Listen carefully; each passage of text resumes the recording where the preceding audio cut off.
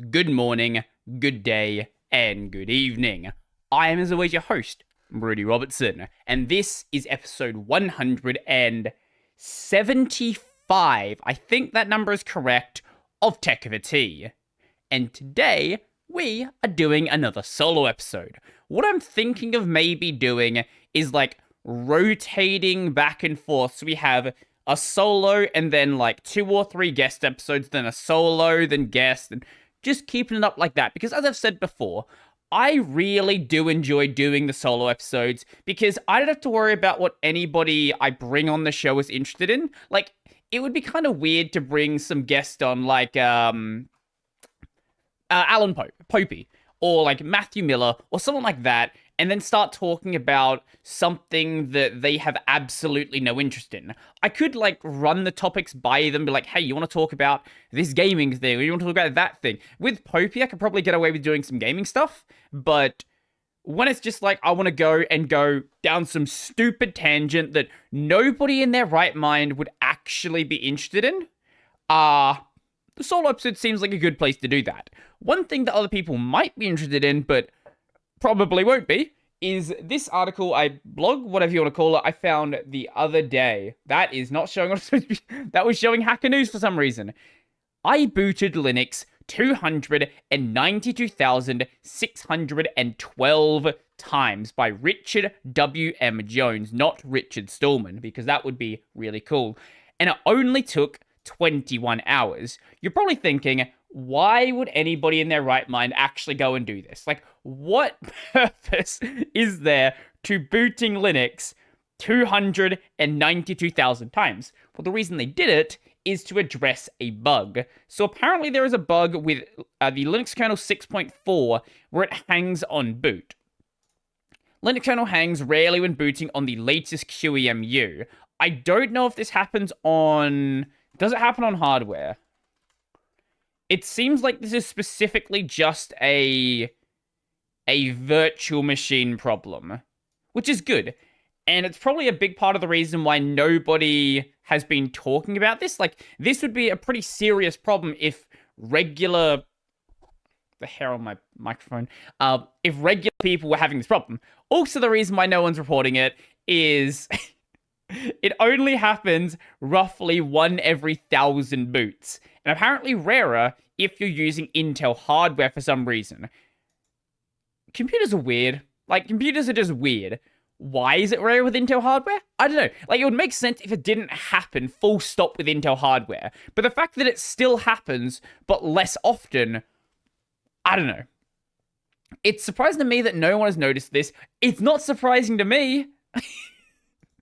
But I certainly did because of our NBD kit tests, which use libguestfs. Are you linking to the projects? Yes, you are. So NBD, this is an NBD server. What the fuck is an NBD server? Network block device. I see. And then libguestfs is a set of tools for accessing and modifying virtual machine disk images. Oh, okay. This is just a thing for working with VMs. That actually makes sense. But I did this because our NBD tests, which use libguestfs, were randomly hanging, always at the same place, early in booting the libguestfs QEMU appliance, freeing SMP alternatives, memory at 48K, and that is just where it stops. So to bisect this, I had to run a guest fish in a loop until it either hangs or doesn't. How many times? I chose 10,000 tests as a good threshold. To make it easier, I wrote a test harness. This linking to the actual test. boot.c. What a great name for the test harness. Which uses up to 8 threads and parses the output to detect the hang. After a painful bisection between 6.0 and 6.4 RC6, I wonder why they went with those versions. Maybe I would presume this is the last version they knew worked well, so it seemed like a sensible place to start. Which took many days. I found the culprit. A regression in the print K time feature. That would be on here. This is the Linux kernel mailing list. Recent kernels hang rarely when booted on QEMU. Usually you need to boot hundreds or thousands of times to see the hang, compared to 292,612 successful boots, which I was able to do before the problematic commit. So to prove it, I booted it this many times before the faulty commit successfully, and then failed after 1,000 boots. Like, this is one of those problems, right, where you get a tiny little issue, and rather than being like, oh, computers are weird, I'm just gonna go about my day, you take this as like a personal insult, an insult against your family and your entire legacy, and you're like, I am going to fix this problem if it is the last thing I do. For me, when I have a problem like, I boot my system and Pipewire for some reason doesn't start up, I don't go out of my way to be like, I'm going to work out why this happened. I'm going to spend 21 hours, this person said, trying to bisect, or not just bisect it, 21 hours, which is the reboots. The bisecting took multiple days just to find this tiny issue that I could fix by just booting again, and the problem wouldn't be there. And judging by what he said, nobody else has taken the problem as, like, serious enough to report it, or at least doesn't even realize that it's an actual serious problem. Because, if your system hangs, most people aren't gonna, like, try to track down the bug. They're just gonna say, oh, the system hanged, or the system hung, I guess, and then rebooted. Especially if you're running it in QEMU. Like, if you're running in QEMU, it's so easy to just restart it back up again. Like, it's not even a legitimate concern that most people would have. Really, the only way you would notice this in a way that would be like a legitimate problem is if you're running it in some sort of corporate environment where for some reason or another you're doing relatively frequent VM reboots. I don't know what that use case would be, but whatever that use case is something that this person either really needed or I was just crazy enough to go out of the way to actually fix it. But hey, I'm glad that it's been fixed. Right now, this is an open issue in QEMU. Let's see what's going on the kernel. There should be a thread here. Is there not a thread? Does no one care about... Oh, here we go. I was just on the wrong side. I'm not used to using lkml.org. I usually use another website. Oh, here we go. Thorsten. Let's see. What do they have to say? TLDR, I'm adding this report to the list of track Linux kernel regressions. Oh, they're just saying it's a regression. Thanks for the report. To be sure the issue doesn't fall through the cracks unnoticed, I'm adding it to the regs bot, the Linux kernel regression tracking bot. This isn't a regression. This issue will fix. It was fixed already. You want to clarify? Wait, what?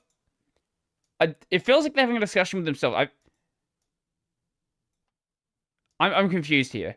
I'll have a look at this properly if I go and do a video on this, but the main point here is this person is crazy, and the kernel is better because of crazy people like this. Whether it's fixing this issue or any of the other issues out there, there are so many things that people just spend a ridiculous amount of time on just trying to make it work, and it's the only reason the FOSS space can actually function.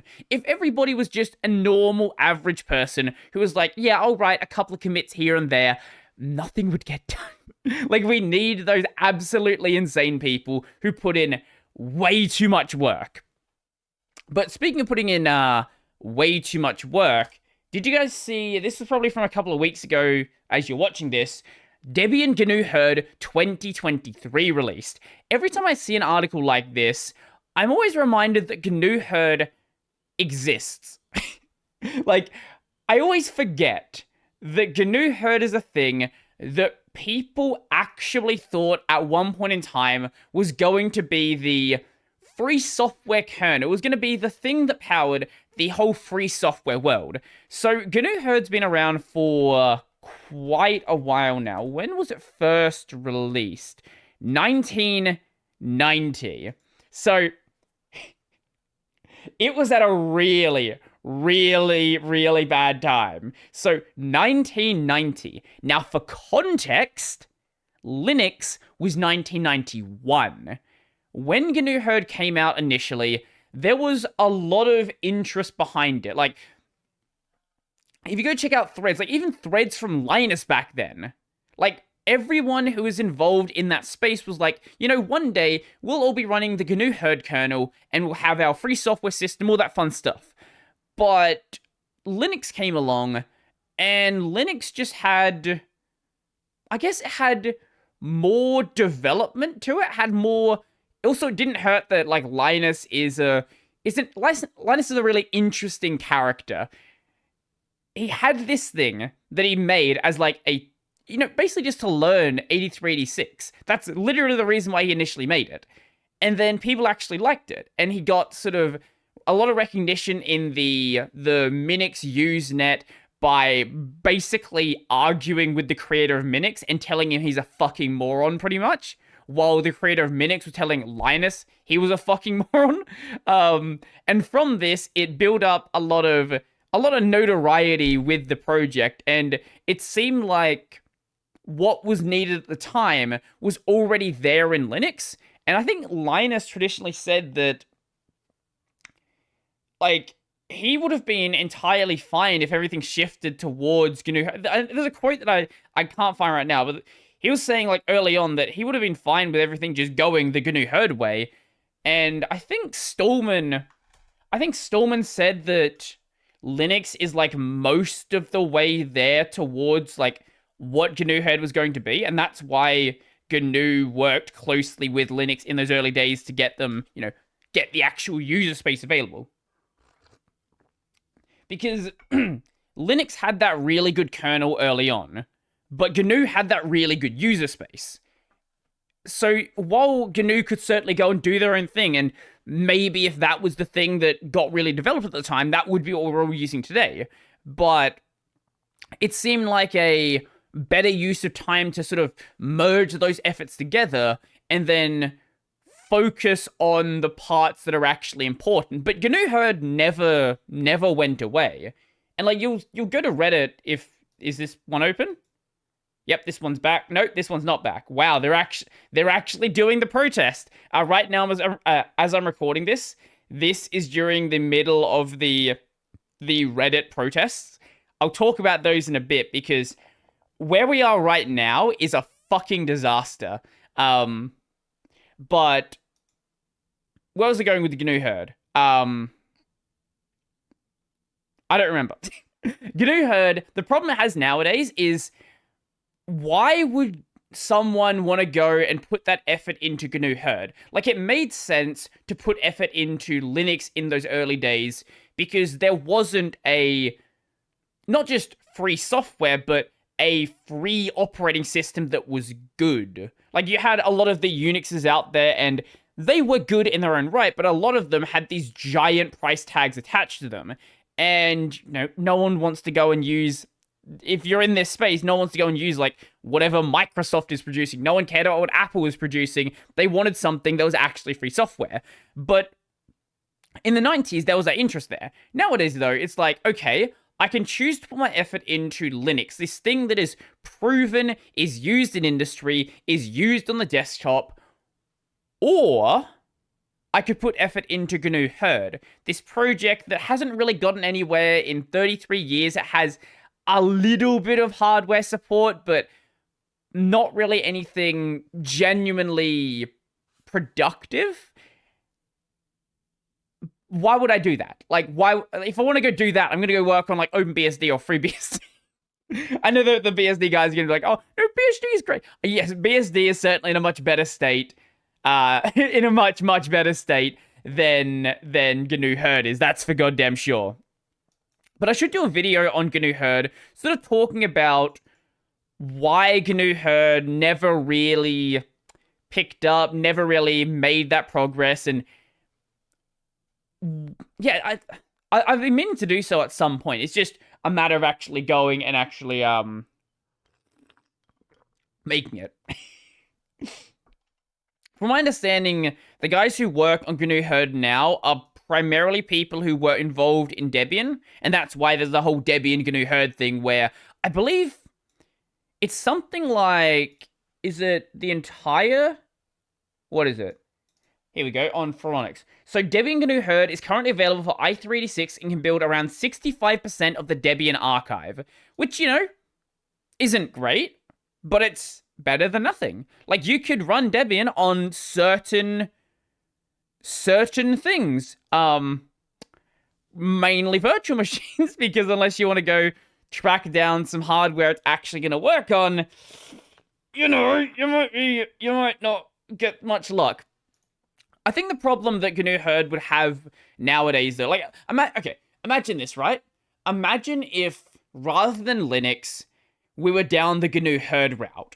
I don't think much would really change, because I don't think if we went and used a different kernel, it would make NVIDIA release open source drivers, like, at the same level that AMD has. Now, NVIDIA is working on some stuff, they're making things more open, but right now, 2023, the best way to run NVIDIA on Linux is using the proprietary drivers. I don't think that would be any different. I think you would still have basically the exact same thing where you rely a lot on proprietary modules. It's just that the core of the system is completely free software, which I can't imagine, like, the Free Software Foundation would be very happy with. And unlike Linux, I would imagine a lot of those modules probably wouldn't get shipped with the kernel. They'd probably be very much down to the distro level to actually address, which would make things a little bit less convenient. I've heard that GNU Hurd is, like, better security-wise and better design-wise and all that, but I think the important thing with these projects is one of them actually exists, and one of them is actually functional on a modern system. So it doesn't really matter which one is better designed. Like, this was an idea back in the 90s with monolithic versus microkernels. A lot of the operating system researchers, a lot of the operating system developers, people like that, were all on this idea that microkernels were the future. The problem is, at that point, there had never really been a massive, like, there are certainly microkernels that existed, but, like, Microsoft hadn't even tried to touch microkernels yet. When they did, that was the, like, Windows NT was the shining beacon for the microkernel supporters, and then Windows NT came out, and it wasn't a microkernel. It was a hybrid kernel, which mixes the functionality of a microkernel and a monolithic kernel together. So instead of having all of your drivers in kernel space, you have some of them in kernel space, some of them in user space, and then you have an API layer, an ABI, whatever you want to call it, so those drivers in user space can connect to the kernel. But at the time, people were thinking it's going to be a microkernel. All of the drivers are going to be run in user space. You can, reboot all of them separately, and it's going to all just work perfectly. But that just never happened. The point I was getting at there was, even if something is technically a better design, which it's arguable whether microkernels actually were, even if something is a better design, what matters in the end is, what do you actually have that works? Like, say, for example, you're considering buying a car, okay? I like doing car analogies, and I don't know fucking anything about cars, but follow along with me. So, let's say, for example, there is the option of buying a, 2010 Honda Civic, okay? Or, at the exact same price, you could buy a Ferrari, okay? Like, whatever Ferrari, or like just whatever nice car you want, like some really fancy sports car, but it doesn't have an engine, okay? This is a really bad analogy. Why do you watch this show? I don't understand. So, let's say they're the exact same price. Whilst, a functioning, super nice, exotic sports car would be great, it doesn't work. So it doesn't matter. Sure, you could get a shell and then build up the engine, build everything out, and make it this really nice thing. But it doesn't matter, because here's this car over here that already works, so which one seemed like the better idea to go with? I know which one I would choose. Maybe some of you guys would go with the other one because you like building out extra things and you like spending that time and all that stuff, but I can see where most people would go, and it's pretty evident where most people would go when you look at the state of Linux, pretty much. And not just in the the developers on the kernel, the developers external to the kernel who develop things with Linux in mind, like drivers and Proton and all this stuff. Actually, that's one thing I would find very curious. Imagine if GNU Hurd was the thing that everybody was talking about. I wonder if Valve ever would have gotten involved in this space and had, like, let's just say Wine got developed. When was Wine from, actually? I would imagine Wine did Wine exist before Linux, or was Wine made specifically for Linux? I don't actually remember. I'm pretty sure it is made initially for Linux, but there's a lot of this old software which has existed for way too long. Yeah, it was made in 1993. It was made after Linux came out. But I guess there is the FreeBSD version as well. Yeah, okay. It was first designed to run Windows applications on Linux. Like, the only reason I was confused there is, like, there are these weird projects like sudo, for example. Like, sudo you think of as a Linux application, but sudo has been around, like, way longer. I think since, like, 80-something. Linux sudo Wikipedia. Wikipedia, give me a date. Around 1980. It doesn't have an exact date. So this weird software which you would think is Linux, but it's not. Right. I forgot where I was going with that. Where I was going is in the, I want to say early, when did the Steam machines come out? Because around that time, that's when Valve started getting like really involved in the Linux gaming space. 2014, maybe a couple of years before that, they started like talking about it and discussing whether it's a good idea. Imagine if we got to a state where we have Linux gaming like we have today, but it was instead on GNU Hurd. I can't imagine the FSF would be very happy about that, because the primary use case for, I guess, GNU Hurd would be gaming for a lot of people. And you have like the Steam Deck that comes out, and then it's running GNU Hurd, and then you have people who don't even know what free software is. All they know is they have a handheld computer that is playing games. I could only imagine the FSF would be fucking pissed at that. Because this isn't some special use case like medical software where they do make exceptions. This is just entertainment. The games should be open source. The game should be free software, not open source. The game should be free software. The software running the game should be free software. I guess that part technically is the case if you count some of the reverse engineering efforts in Wine to be free software. It gets weird when you start talking about that. I guess it's like API stuff, but that's a matter for lawyers to deal with. I think that would be, like, I think that would be a far more interesting time. Like, as it stands, most people have just accepted that if you're going to game on Linux, you just game on Linux. Like, you runs Proton, whatever. Runs native, whatever. But I'm sure there would be a lot more weird discussion to be had there if it was on GNU Hurd. Maybe there wouldn't be. Maybe it would still be in the state where everyone's just like, free software, that's a cool thing, but, like, FOSS is where it's at. Which is pretty much where, like, people say, like, open source has corrupted or open source has taken over the free software movement, but it's more like it's taken over, or it's shifted everything away from copyleft. Like, a lot of the free software discussion now is, I guess, focused around MIT and BSD style licenses, which is not what the core of free software was, where it was GPL, it was copyleft. But it also being in this more, I guess, more open state, this more open sourcey state, it allows a lot more people to be involved in this space while still getting a lot of the desires that were wanted from free software. Not necessarily the sending things back upstream and, all that stuff, not being able to go proprietary and all that stuff, but still most of the way there. I know a lot of people just are not happy with the state of it and would want everything to be free software. I would like things to go down that free software path as well. But it's really hard to change the direction of an entire industry, especially when having that support from people outside of the free software space has been kind of massive for getting things like Linux actually adopted.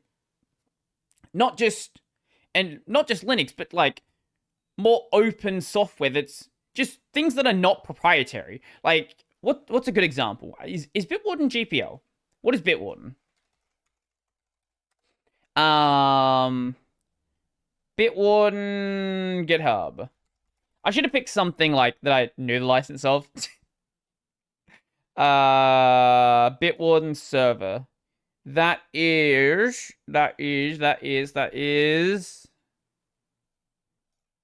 Oh, that was a bad example because it's using a GPL. Okay. That just is free software. Okay. Fucking hell. But there's a lot of software out there that we're never going to go, like, full-on GPL. Like, take, for example, what Microsoft does. Like, Microsoft was never going to start releasing a bunch of things like VS Code, for example. I'm pretty sure VS Code is MIT. I'm pretty sure. VS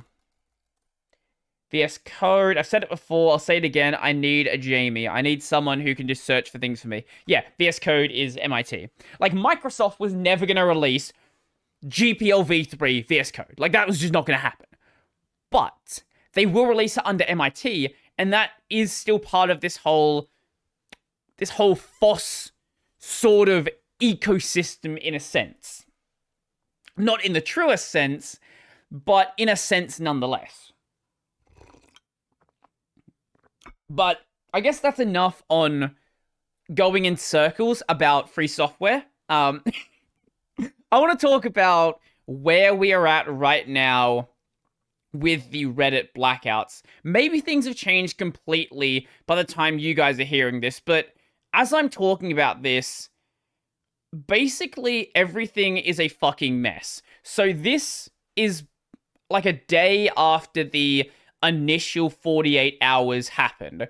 If we go to red dark, let's see how many subs are still dark. Where's the number? Large counter. Okay. So right now, 5,447 are still dark. But you can see right here what's going on. Gone public. This one went private. This one went restricted. NZ gone wild. I love it. Public. Mostly stuff going public. When I was looking at this last night, I think I'm pretty sure we were at like 70. When I started looking at it, we were at like 7,400. So in the past day, we've dropped 2,000. I guess the best place to start, right, is who in their right fucking mind, honestly, who in their right mind thought that a 48-hour boycott, a boycott with an end date, was going to have any sort of change? I know there was that whole thing where the Reddit front page went down because Reddit had so many things that were going offline. Reddit didn't know what to do. But, like, that didn't matter. I think Reddit went down for, like, a couple hours. Reddit down. I'll see if I can find it. Reddit. Where is it? Reddit. I'm seeing more about the Reddit going dark. Reddit homepage broke. I think that was it. Now I'm finding ancient stories. Anyway, not the point. There was a bunch of people saying that Reddit broke for a couple of hours because so many subs were going offline that the website just didn't know what to do, so everything just sort of collapsed. People saw that as like this weird victory. I don't know why. Like, imagine this, for example. Imagine you're protesting the Amazon warehouse, okay? You're an Amazon worker, and you go on strike, okay? But not everyone goes on strike. There's still a couple of people there that decide to keep working. You go on strike, and there's not enough people to keep things running, and they decide we're just going to shut things down for the rest of the day. Like, it's, normally people would clock off at like 5 o'clock, but, it's like 3 o'clock now, and there's not enough people to get things running, so let's just shut down early. Let's just shut down for 2 hours. And then, like, the protest sees this as a victory. Like, we defeated them. They shut down for 2 hours. It's like, no, you didn't achieve anything. Like, what about all of your goals? What about the whole API pricing stuff? None of that. I don't know why anyone saw that as any sort of victory. Like, that wasn't a victory. That was just some technical issues. But the whole 48 hours thing, like, the 48 hours thing was I don't know why anyone thought that was going to change anything. I really don't, okay? And the CEO knew this as well. I'll get to the CEO thing as well, because the CEO basically were just mocking them. And like, this is going to just pass. This is going to be nothing. I'm going to show you this. This subreddit has been going public and restricted a bunch just because they want it to appear on the live stream. So 48 hours is basically nothing. 48 hours is a weekend. If you shut down, they had like 90% of Reddit shut down for 2 days. Give or take because of time zones. So some started early, some started late. So the early ones opened back up. That's what's happening right now, basically. That's not enough time to cause any sort of legitimate effect to the company, because the CEO pretty much just said, we're just going to weather this. Like, this is the an article from The Verge. So Reddit CEO tells employees that subreddit blackout will pass. He did say, I'm sorry to say this, but please be mindful wearing Reddit gear in public. Some folks are really upset and don't want you to be we don't want you to be the object of their frustrations. This is fairly normal. Like, don't try to get involved in the real world because of the company you work at. I think this is a totally fair statement. You probably shouldn't wear Reddit gear in public anyway. You're just gonna get bullied, just full stop, regardless of whether you work there. Just don't do that. But what he said specifically is there's a lot of noise with this one. I was trying to make it bigger so you guys can see it. There's a lot of noise with this one. Among the noisiest we've seen. Please know that our teams are on it. And like all blobs on Reddit, this one will pass as well. Which right now is what I'm in the middle of watching. It's still 61% of Reddit, which is still massive. But I'm curious to see what this is going to be in like another day or so. So the problem with 48 hours is right now they still like haven't like done all the going public stuff. Like, that part is really big. If they, instead of doing it now, did it as the company was going public, and that would affect their like public offering, that would be a little bit different. Maybe then they would make some changes. But if they do this now and then open back up, then by the time the public offering happens, like, everything's just, that's old news. That doesn't matter anymore. And good luck actually arranging any sort of new protests. This is the other problem. If you go 48 hours and then decide, oh, we actually want to go longer, now you have to like rearrange going longer with these other subs, and it's just a giant nightmare to get any of that done. What should have been done from the start is we're going to go dark until everything is fixed. If that was done, that would have actually had some sort of effect. You can't have a boycott with an end date. The company knows what they need to deal with. They know how long they need to wait it out, and waiting out 48 hours literally doesn't matter. Literally does not matter at all. Now, there were rumors, Reddit admin, FOSS, public, subreddit.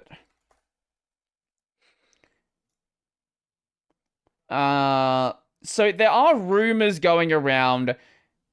I don't think they've been corroborated.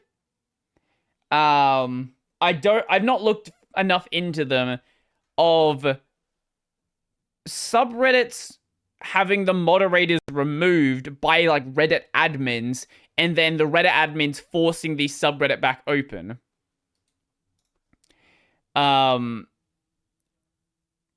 All this is just posts on Mastodon, posts on Twitter. I've not looked enough into this to really say if this is actually what happened, but it's certainly a rumor going around. I wouldn't be surprised if the Reddit admins were doing it, but let's just say they are doing it, right? That right there should be enough for regular people to say, this platform is run fucking horribly. Like, actually leave the platform. But people are saying because this whole Reddit admin forcing things open thing was happening, that you just shouldn't even bother with the protest, because if you protest long enough, then they'll just force everything open. Like, why did you even start then? Like, you knew that was always a possibility. Honestly, what they should have done isn't just, like, gone private. It would have been funny if they were just fucking deleted it. Just yeet it and delete it. Just don't even consider bringing it back. That, I think, would have had a lot more of effect. Because, yes, those subreddits can be rebuilt over time, but it's going to take quite a while to bring them back to the state they were actually in. Also, with this subreddit that people were talking about, like, it went, some mod was removed. Apparently this mod was removed, but that subreddit's now gone private again, which means, I don't know, the story with admins removing stuff is, I don't know. That person could have just been removed for some other reason, and then it's just being sort of brought back in, try to, like, merge the story together. Honestly, like, no matter what you say about, like, Reddit at this point, everyone's gonna agree. Like, any bad thing you say about Reddit and Reddit staff and Reddit administration, people are just gonna run with it, like, because Reddit right now is the bad guy, and they should be the bad guy. Like, don't get me wrong, while I'm saying the way the Reddit protest is being handled is a fucking disaster, I'm not saying Reddit's, like, good in this. Reddit is definitely the bad guy, but the Reddit moderators are just handling this protest fucking terribly. Like, absolutely horribly, and wasting such a good opportunity to actually fix something. I want the API pricing to be cheaper. That's another thing, right? There's a lot of people that don't understand what's actually going on, because there's been a lot of kind of bad reporting on this. There's a lot of people who are like, oh, well, why would they make the API free? They've got to pay for the API somehow. And yes, they do. No one's asking for the API to be free. Anyone who is an idiot and doesn't really understand how a company should be run. We've tried free APIs in the past. They went very badly. Companies lost a lot of money. Yahoo being one of them. People are asking for the API to not be as expensive as the pricing they're currently offering is, because it's just going to pretty much kill third-party applications, many of which are very accessibility heavy. I know there has been some stuff from Reddit saying that they're willing to make a pass on accessibility-focused applications, but then it gets really weird. Like, how do you define a Reddit app that's focused on accessibility? If it has better accessibility than the main Reddit app, is that an accessibility-focused app? In which case, most of the Reddit apps are accessibility-focused, because the main Reddit app is garbage. It's just pure garbage, and you shouldn't use it. So that would be like a case-by-case basis, but what if you made a new app then? Could you sign up for their accessibility thing? Could you just say your accessibility and not have to pay? Like, that needs then some sort of moderation to decide what is part of that category. So it just seems like kind of a mess. What they would probably end up doing is, I'm surprised they didn't already do this. Take the biggest applications, the ones that are the most noisy, like Apollo, and just give them a cheaper API price, or grandfather them in, or do something. And then everyone else, you can now pay the full price, because that would take all of the teeth out of the protest. Yes, they wouldn't make as much money off of Apollo. Totally fair. But it would, if you just give Apollo what they want, because Apollo is the main driving force behind the interest in the protest. If initially they just said, okay, we will give you what you want, nothing, they wouldn't even had to deal with any of the backlash whatsoever. Oh, speaking of the backlash though, this is the other reason why 48 hours is dumb. Because if you say 48 hours, there's going to be a spike in traffic during that period. Because people are like, oh, let's actually check out Reddit. Is it actually down? Are these subreddits down? Oh, this subreddit's not down. Let's go post on that one. Say, hey guys, why are you not down? Like, during this period, I wouldn't be surprised if Reddit had higher traffic than normal. Because people who wouldn't normally be using Reddit, in this case, probably were. I do wonder if they had like an increase in signups and things like that. Also, there's been a lot of noise about people being like, I'm deleting my account, I'm doing this, I'm doing that. I'm very curious to see what the numbers look like on their side. Because I would guess, right? I could be wrong here, but I would guess the protest only helped them. That would be my initial assumption. I can't see any way that it would hurt them. It firstly wouldn't hurt them in any real sense, but I couldn't really see any way it hurts them, even just in a tiny little speck of a sense. It seems like one of those cases where it just is objectively favorable for them to have that 48-hour protest and just, see what they get from it, I guess. Now, it's not like it's all bad. So, one thing I did see is r/gaming is basically run by a bunch of losers, as you should probably not be surprised. So, they had a post here saying r/gaming is public. I downloaded it. I don't know why a bunch of people upvoted it. They had a post about it being public. They deleted this post. Now, in this post, everyone was basically saying, shut it down, close it. Why is this open? What are you doing? Like, there are a couple of people in here saying, oh, maybe, maybe just don't even worry about it. I can't even find them now because there are so few people even saying that. But most people in here are just like, stay dark. What are you doing? Why are you so stupid? As you can see, right now, it's not dark. They deleted this because they say, we appear to be being brigaded. Now, what brigaded means is they had a lot of messages saying, shut it down. So they actually made another one. This one isn't pinned. This one was pinned at the top of the subreddit. This one, after this one had 1,600 upvotes, they had another one that now has 0 upvotes. Gaming is now public. Over the past 48 hours, r/gaming participated in the Reddit-wide blackout in protest of the API pricing changes. Over these 48 hours, the behavior of the Reddit admins has been disappointing. Admin has been stepping in and allegedly removing moderators and forcing closed subreddits open. This is unclear whether it's actually true. To keep their revenue coming in. The revenue would not fucking stopped. And the Reddit CEO has dismissed the Redditors' concerns, saying it will all blow over. It literally has. You are open right now.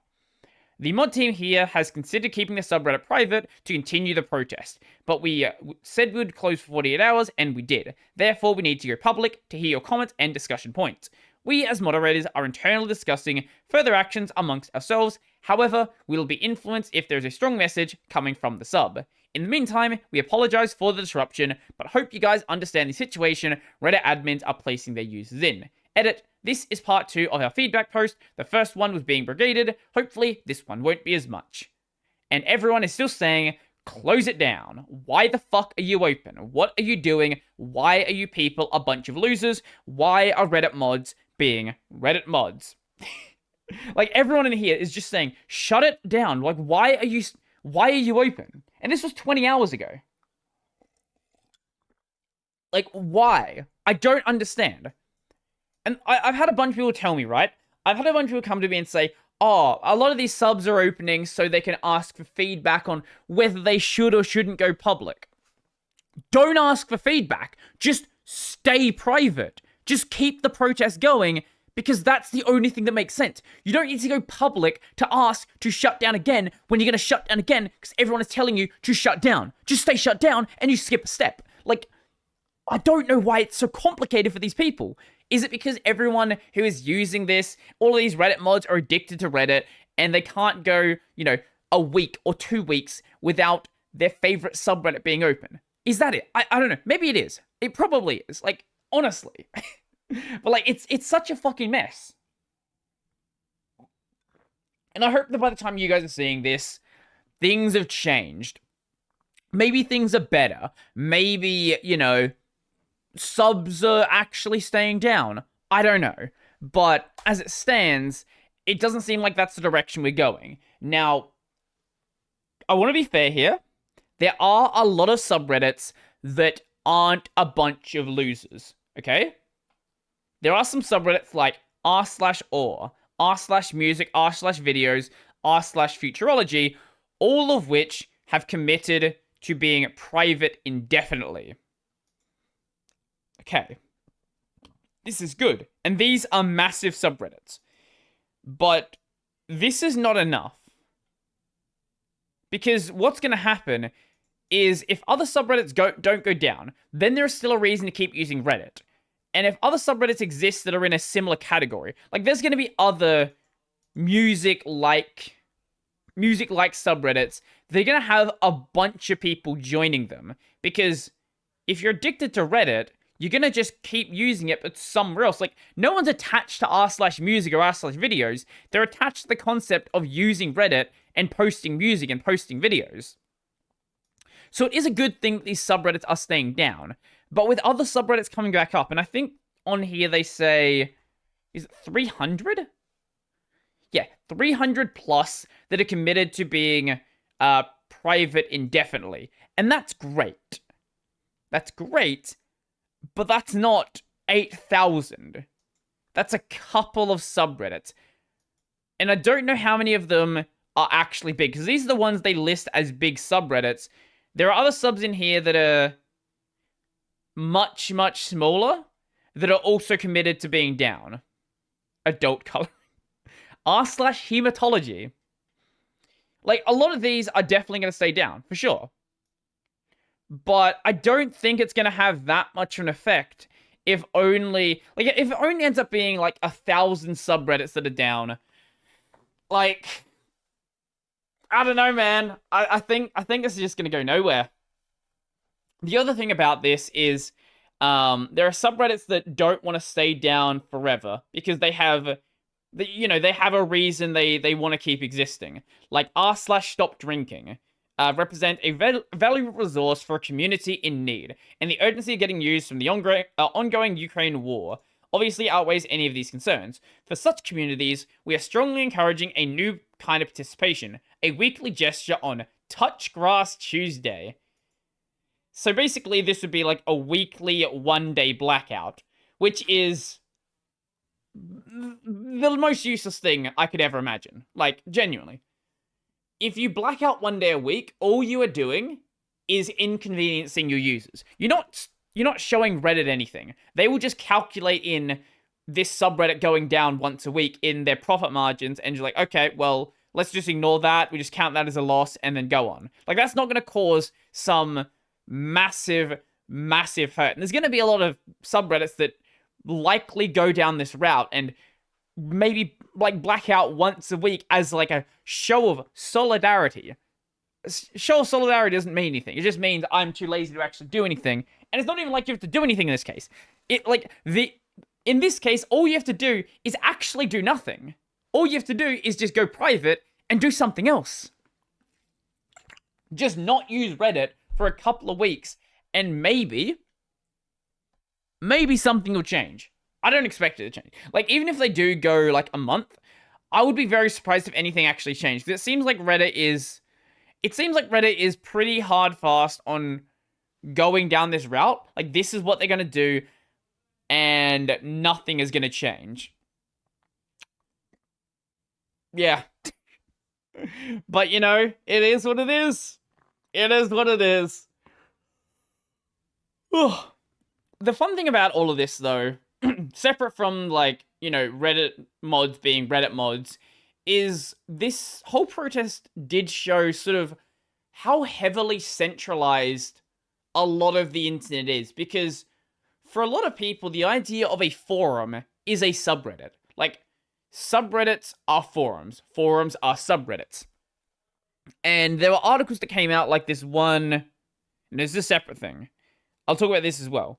There were a bunch of articles that came out being like, a lot of the web is broken because you can't get to Reddit. Because, you know, if you search for, like, how to fix something, some random, I don't know, Linux feature, some random thing about cars, like, you know, is this a good gun, or whatever you want to search for, a lot of the time, like, the first or second result is going to be Reddit with a bunch of different suggestions for Reddit. And most people don't really scroll past those first couple of suggestions. Like, when the protest first started, I was in the middle of planning out videos for the week. So usually what I'll do at the start of the week is I would go to r/Linux, go to things like that, and search for things that people are talking about. Because usually, if people are talking about it on the Linux subreddit, it's usually a reasonable baseline of interest in a topic.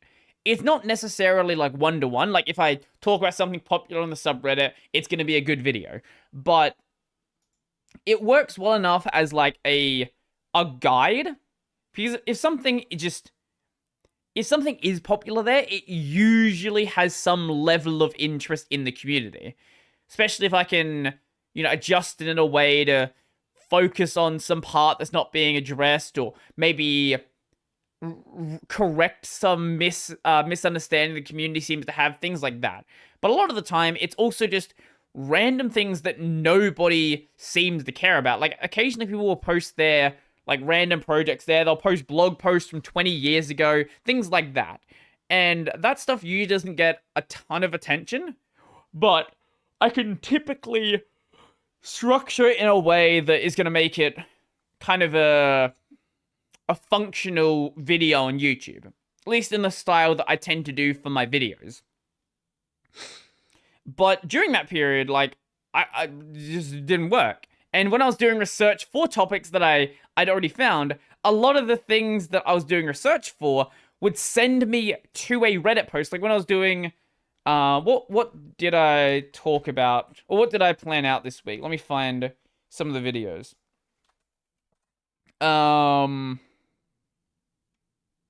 Oh, I planned out a video on how Linux took over Unix. And when I was planning that out, a lot of the resources, you know, it's going to be a lot of opinion stuff, and it's going to be a lot of forum stuff. And when it's a lot of forum stuff, what forums do people actually use? They use Reddit. So, for some of the stuff, I had to go through archives and things like that. Like, archive.org does great work, and I'm so happy they exist. But what this does show is just how centralized a lot of the web is on these very small platforms. The article I was going to show you that I thought was something else was earlier this week. There was also an Amazon US East outage, and this broke a lot of things. In this case, McDonald's and Taco Bell. But I can imagine there were a lot of US East people that just couldn't really do anything. Especially, like, imagine your entire business operates out of US East. And then it's just like, well, I don't know. I guess, you know, I guess we're just not working today. Like, your entire business is like a web-based business, and you just cannot access your servers. Like, AWS is super convenient, and people love how easy it is to scale to ridiculous sizes. Like Netflix, for example. Netflix operates off of AWS, at least pretty sure it is. It was a couple of years ago. I don't know if it still is. I can't imagine they would have changed. But, like, you can run something like Netflix off of AWS, or you could run, like, your random little blog that has 20 people that view it. Like, you can scale between these different sizes, and it's so easy. The problem, though, is everything is running on Amazon. So if Amazon has a problem, they don't just have a problem. Everybody has a problem. But the other problem with AWS is there are these AWS resellers where, a lot of these server providers out there are not their own separate thing. Like Linode is their own separate thing. They have their own separate infrastructure. Google has their own separate thing. They have their own separate infrastructure. Amazon is their own separate thing. They have their own separate infrastructure. But there are these smaller companies where they will buy server space from these companies and then resell it. Maybe they'll buy it in bulk and then get a discount, then they can sell it at a reasonable price. Maybe they'll sell it at a markup, but then also have some extra additions like support or whatever they want to offer. Maybe some better UI stuff to make it easier to quickly one-click set up your service, things like that. So it's not just when Amazon goes down, all of those things that are attached to Amazon, the balls of Amazon, as this gesture might show you, all of those go down as well. Which is great. Apparently, there are also issues with Delta Airline. Let's see if we can find other stuff that went down. The other thing with a region like US East going down is sometimes you won't have an entire company go down, but you're usually going to have servers in those different regions. So you might have a part of a company causing completely out, and then you have to reroute traffic around the place, and yeah, it's kind of a mess. US East Lambda 1 outage caused issues globally. Do we have any other? Here we go. Webflow, chat-based, cloud... Wait, I don't know what any of those are. Associated Press, Delta, the Delta Airlines, Crunchyroll, Barclays, Goodreads, DCU Center, don't know what that is. Decent.xyz, no idea what that is. A lot of the stuff I actually don't recognize. But, basically, shit was fucked. Because everything is going to operate out of that system. The idea of the cloud is really cool. It's you can manage your web presence without needing any sort of physical infrastructure. That's pretty much what cloud means. Send things out into the ether and it just magically works. But when it goes wrong, it's a serious problem. Most of the time, it's a lot easier than managing your own infrastructure. But the but is very big. But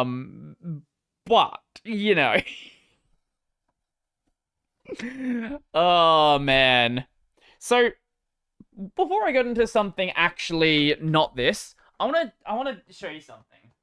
It's on my phone because I don't want to bring it up on my computer. I made the mistake of making an account on Quora. Quora, if you don't know, somehow, speaking of websites that sort of do everything, Quora is one of those question and answer websites. People are like, hey, what is this? What is at the top of Quora right now? My 12-year-old daughter wants to have a sleepover with several of her friends. I am a single father. What precautions should I set in place? Okay. Fair enough.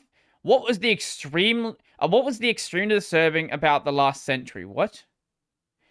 That was a way to phrase that. How can you spot a programmer who was trained as a mathematician?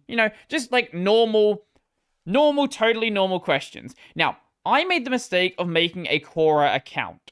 And when you make a Quora account, they will send you emails on questions that are sort of floating through the platform. Things in what they call the Quora Digest. Now, some of these are relatively reasonable. Let's see if we can find Quora. Yeah. So, why is Linux more popular as a server than Windows? Fair enough. Why is Linux better than Windows for servers? Why is Linux commonly used on servers? Why should a person use Linux if there is a viable alternative like Windows and it is even more popular? Why isn't Linux as popular as Windows? See, all of this stuff, totally normal. Like, that's like, you get that one, you're like, okay, whatever, I get it. Now, sometimes, instead of that, Quora is like, hey, so we're gonna send you just fucking weird ones. So, why is Zelda so thick in Breath of the Wild? I committed the unforgivable sin. I am 12 years old. What should I do? I am hopeless. And then randomly, if Mercedes and BMW are unreliable, why do they still not improve to be like Toyota? Why does Google despise Node.js? Okay, that one's reasonable. Is Unix still being developed? Here we go. Now we get back to the crackhead ones. My teenager removed the baby monitor from his room. What should I do? And then back to, why is 127.0.0.1 used for localhost? Does anyone know why that number was chosen? That's actually a really interesting one. I might have to do a video on that.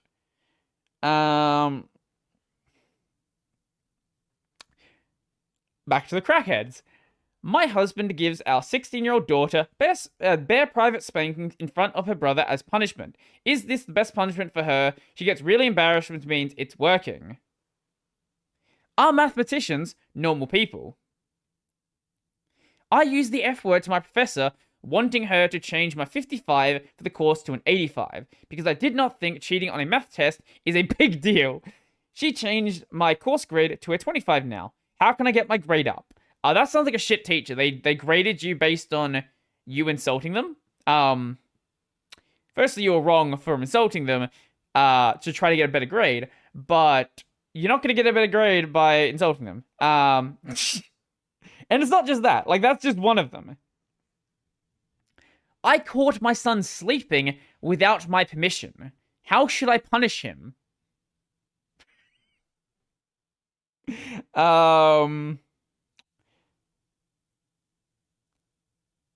If a girl declines my sexual advances but still continues to be friends with me, is she just not ready? I am confused. She keeps giving me mixed signals like sending me romantic songs and sitting close to me.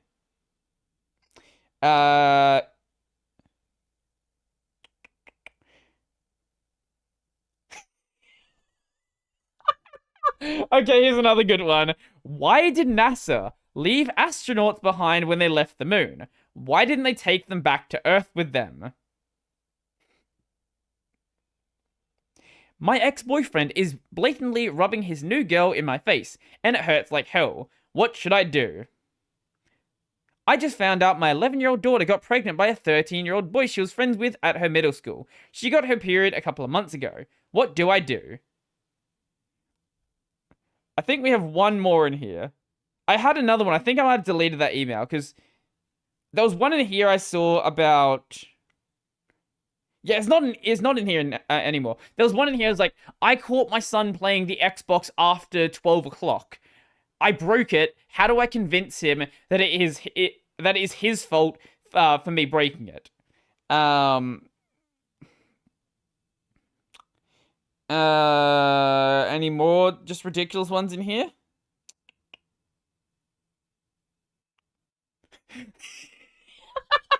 Okay, this one's deserved. My husband found my Tinder profile and now wants to divorce me. What do I do? Not have a Tinder profile while you're in a relationship. Do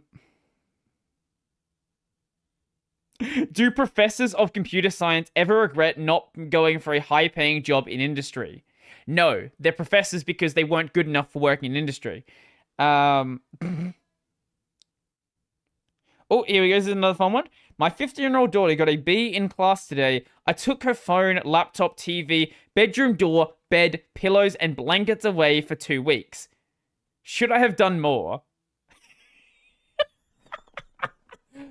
I don't know, like, some of these ones, I'm like, are these real? And some of these ones, I'm like, wait. Then I remember, what was it, Yahoo Answers? Is that what it... Is that what it was called? Yahoo Answers from years ago? Yeah. Yahoo Answers. Sadly shut down in 2021. But this had just as many just absolutely insane questions on it. I don't use Quora on like a day-to-day basis. Like, if I happen to get like, it's much like Reddit, where if I happen to like get a link that sends me to Quora, I'm like, oh, that's cool. I'll just go to Quora. I don't go. I'm not one of those people who go into Quora to answer questions or ask questions. But when I made that account years ago, they just send these through, and every so often they're just absolutely insane. There's one other in here. There's one other in here. Let's see if there's any more just insane questions. How can I ask Bill Gates for 4% shares of Microsoft for me as an employee? All right then. Yeah, go ask Bill Gates for shares of Microsoft. That's surely gonna go well. Why are Indian software engineers so horrible? What the fuck are these questions? Like, what the fuck are these questions? I don't understand.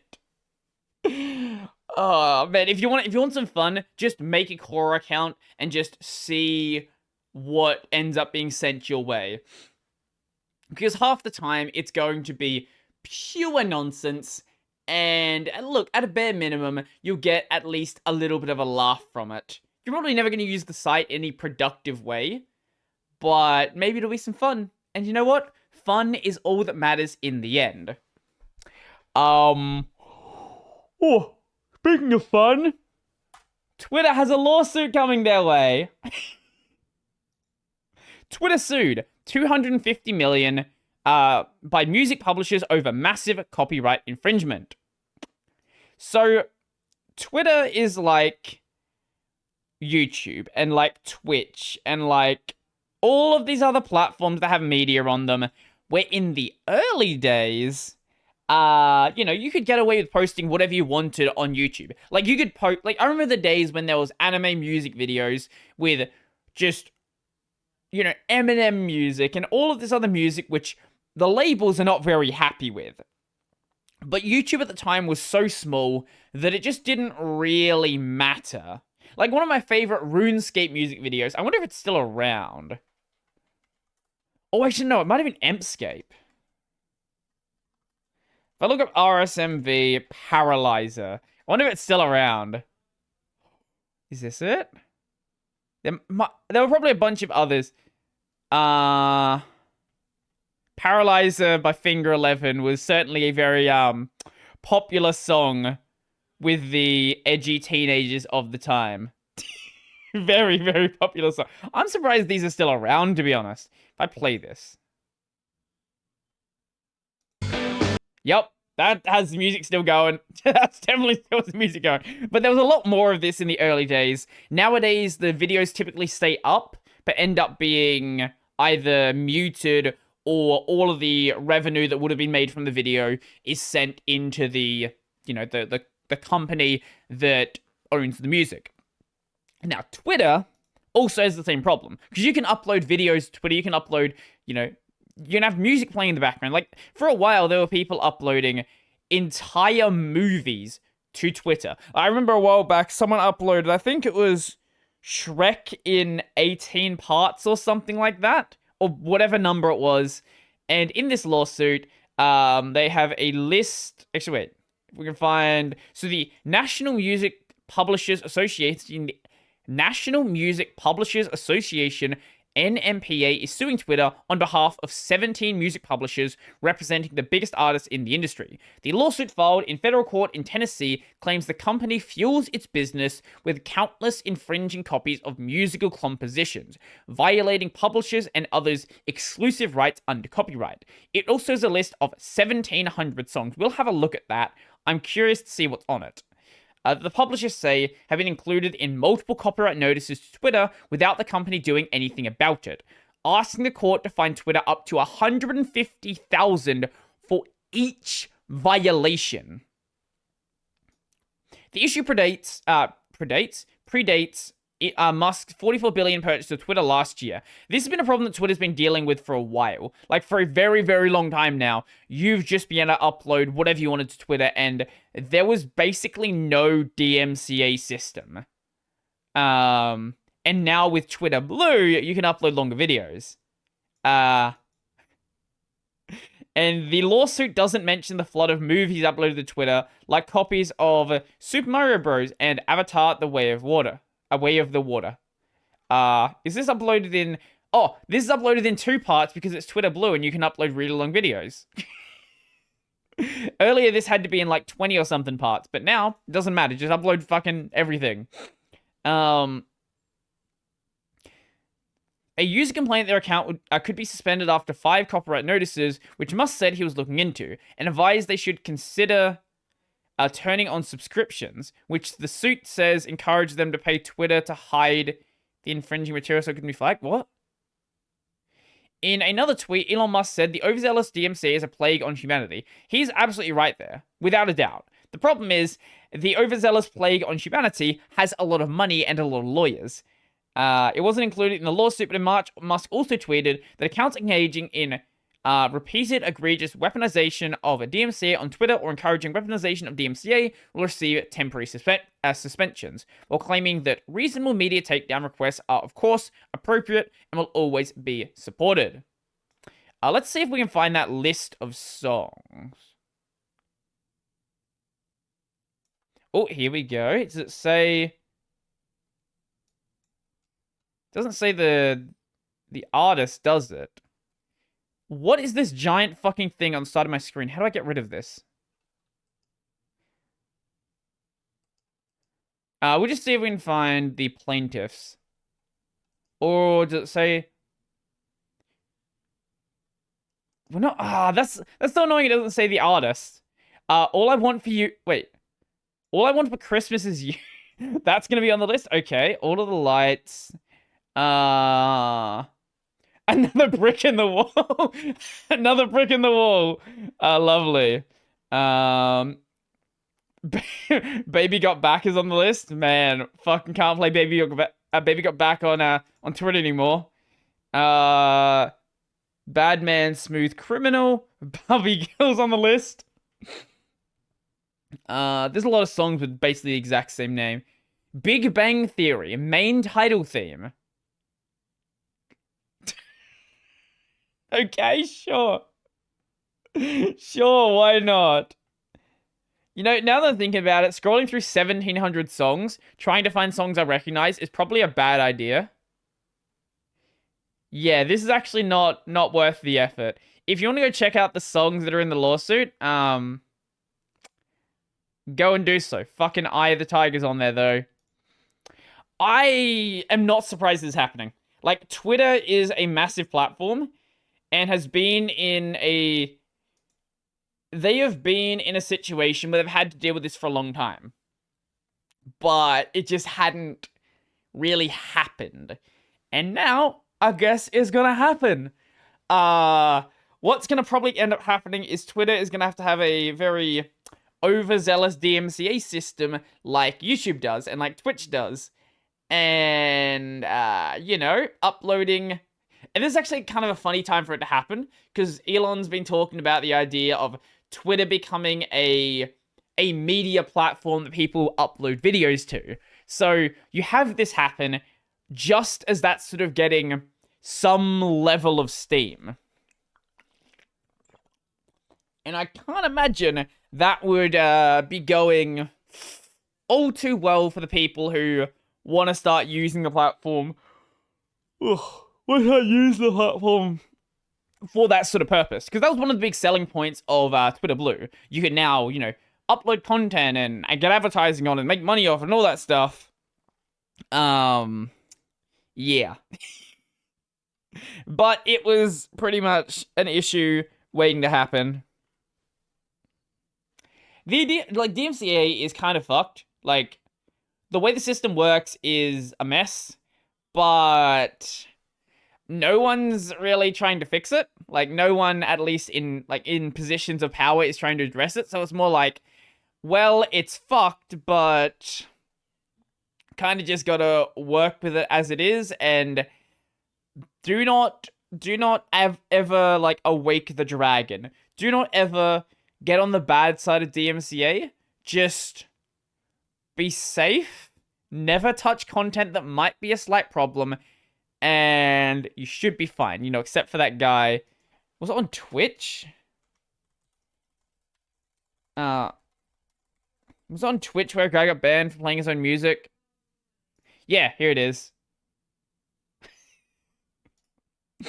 Over on Game Rant 5 days ago, Twitch banned streamer for playing their own music, which is fucking incredible. A streamer discovers that Twitch banned his old account for using music he owns the license to, adding to the list of unusual bans from the company.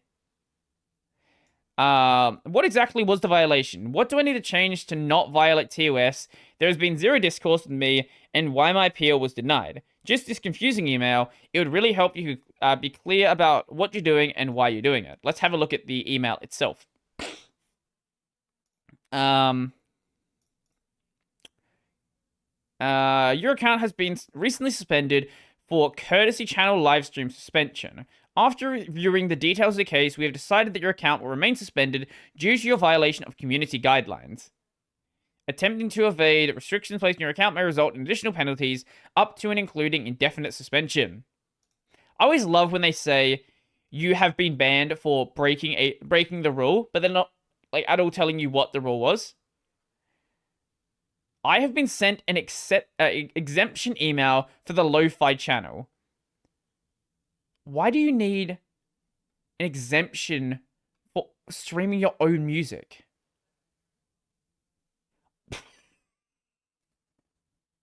Why do you need an exemption for streaming your own music? I don't understand.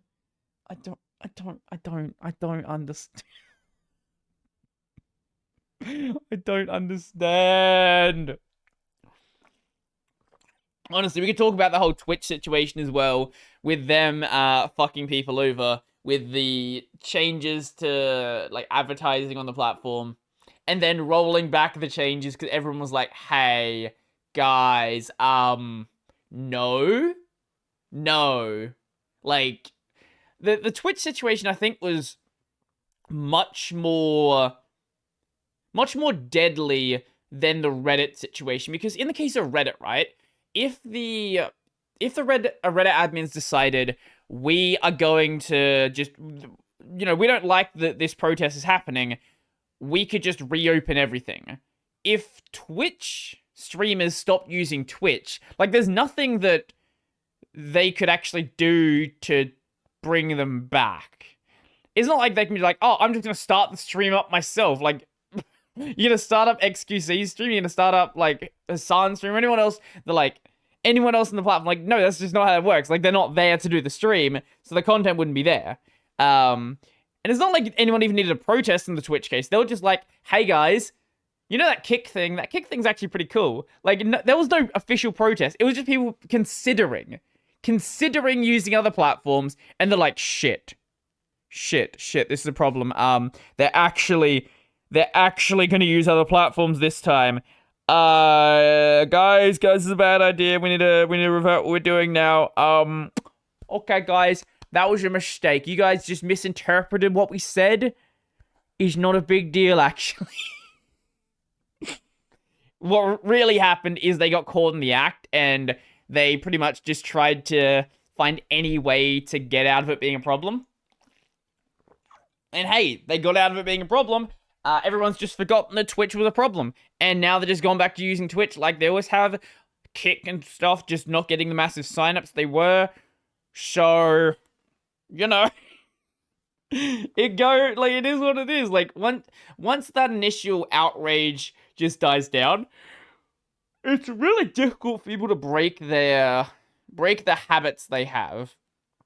If they have a habit of using Reddit, of using Twitch, of any of these platforms, and there's no reason to be angry anymore, well, there's no reason to be angry anymore. So I guess we can just go back to what we were doing before, because changing is difficult, and it's much, much easier to just pretty much keep doing what you've always been doing. As sad as it is, but you know, it kind of is what it is. Mm. Speaking of it is what it is, I don't know if you guys noticed, the audio listeners obviously won't, but any of you video watchers notice the shirt I'm wearing. It finally showed up. I ordered this fucking when it happened.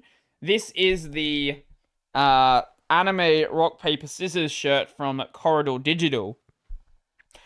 My a lot of the shirts I had were starting to fall apart. So usually what I do every like year and a half, 2 years, whenever I feel like buying new clothes, I will get rid of things that are like, falling apart. Like, not like broken, like not torn to shreds, but like maybe the print or something is fading. Usually I go and just donate to them to like some local, whatever, some local charity that, usually one of the ones that are nearby. And then end up replacing a bunch of them.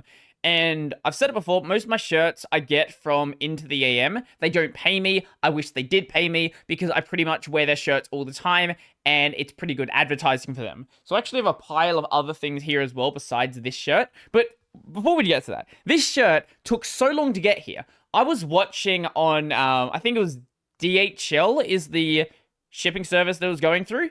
It sat in like the warehouse for like a month.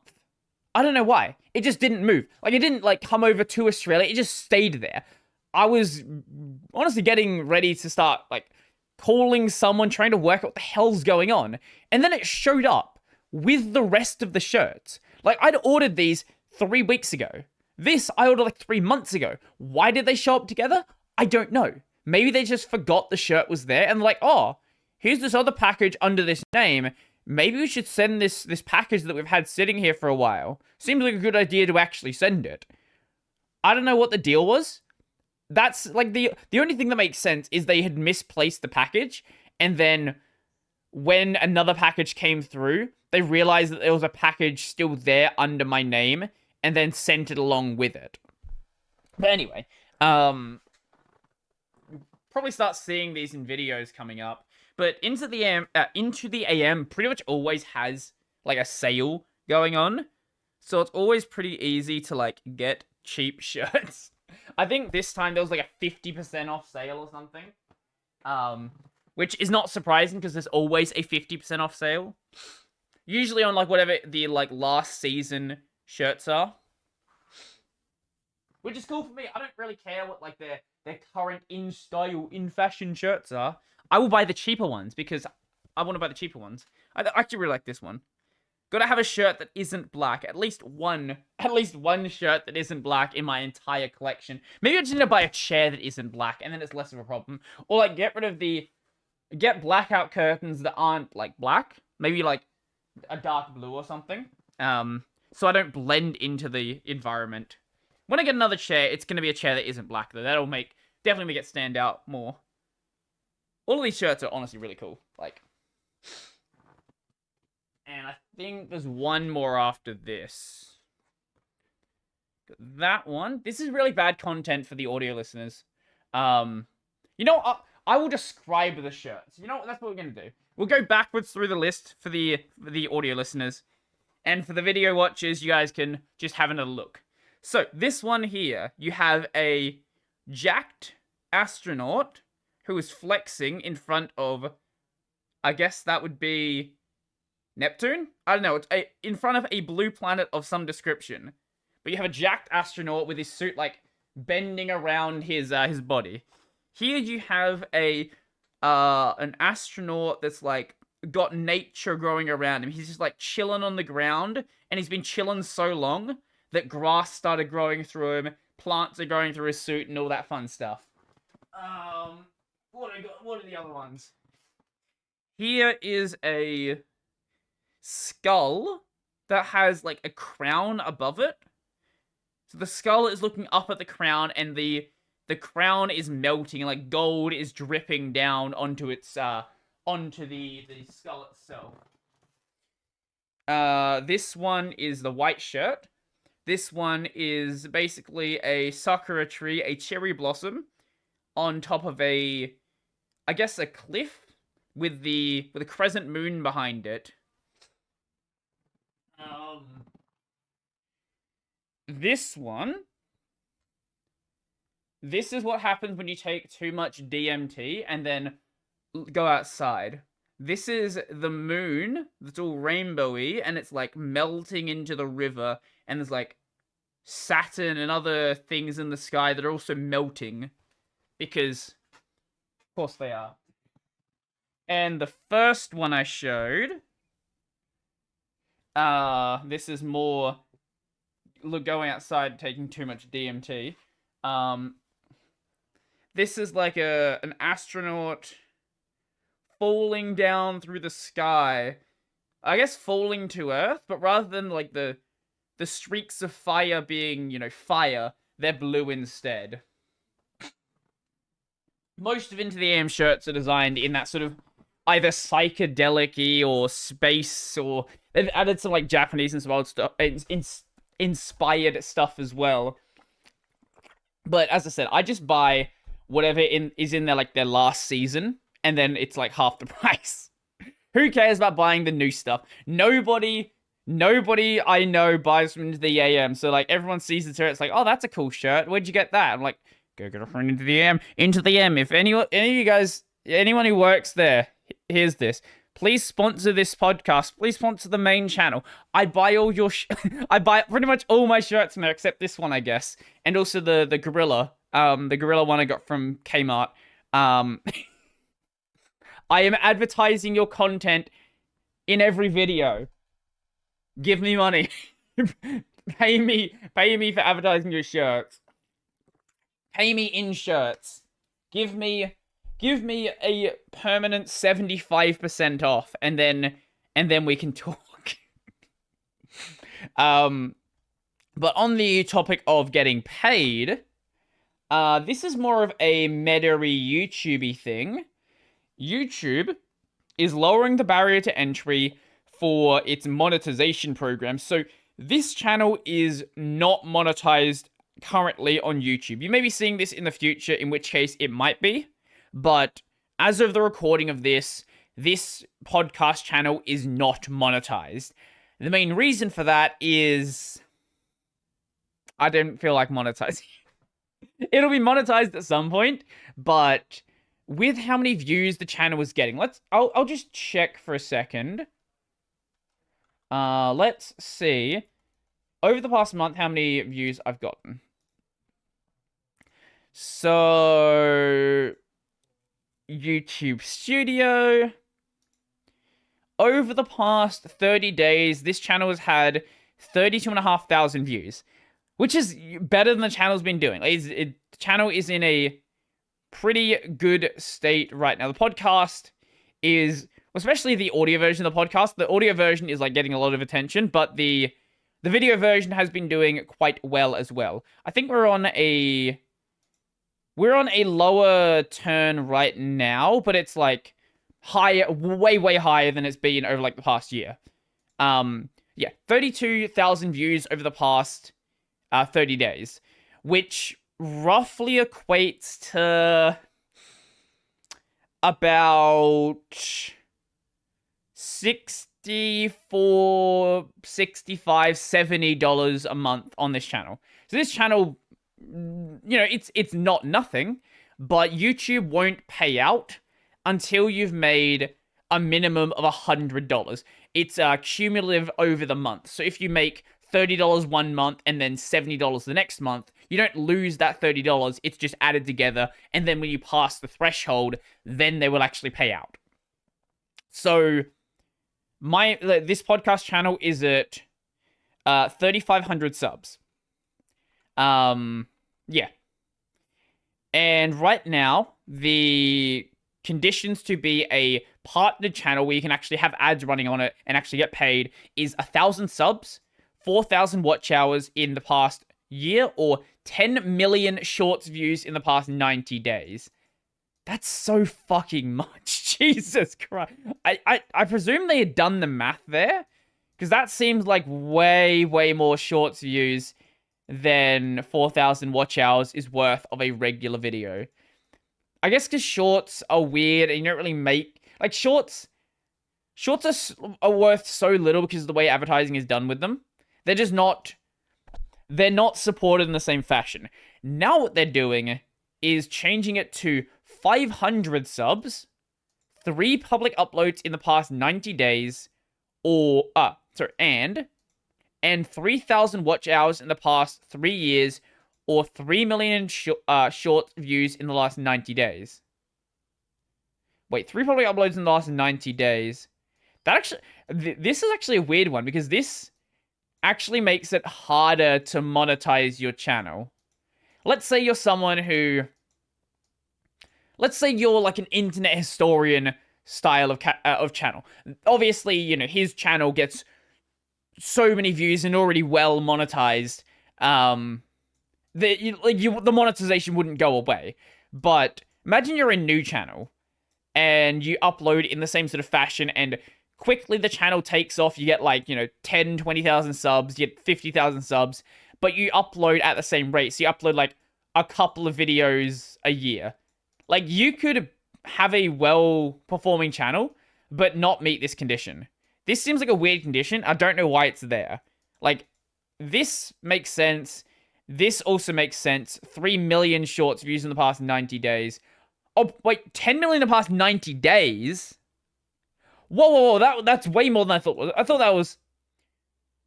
Wait. So that's 4,000... watch hours in the past year, 10 million views in the last 90 days. Okay, that number does not translate to that. That is way higher than that is. That's also really high, the 3 million shorts views in 90 days, but it seems more comparable to this. But the thing is, when you have 500 subs, having a monetized channel doesn't really... Like, it really doesn't matter. Like, I know it's good to make any amount of money you can, absolutely. But take these numbers into consideration. This channel has 3,500 subs and 32,000 views this month. The last episode of the podcast didn't do insanely well. So that one is slightly downturned. But assuming the numbers, like, scaled perfectly, if I was at 500 subs, you could assume like maybe 5,000 views in the past month, judging by these numbers. As I said, they don't scale properly, and when your channel is that small, it's also very likely the numbers are like really weird per video. Like, some videos you might get like 1,000 views on a video, but then another video would get like 5 views. Just because you don't have that core established audience yet. That would be like $10 a month.